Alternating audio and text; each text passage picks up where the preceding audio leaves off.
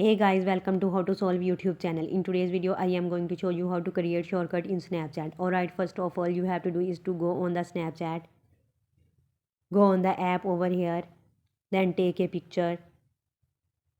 Then tap on send to. And here you can see the option of create shortcut. If you don't see this option, don't worry about it. Go back and tap on the profile icon. Then tap on settings.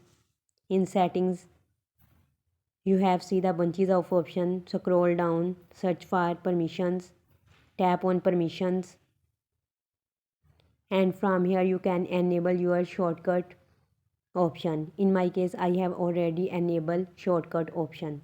So go back, take a picture, then tap on send to.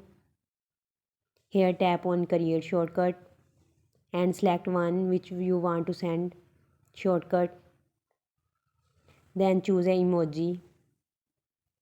I would like to choose this one. Then tap on create shortcut. Shortcut created. In this way you can create shortcut in Snapchat. So this was a process by which you can create shortcut in Snapchat. If you find this video helpful, please like, share and subscribe. Thanks. Have a good day.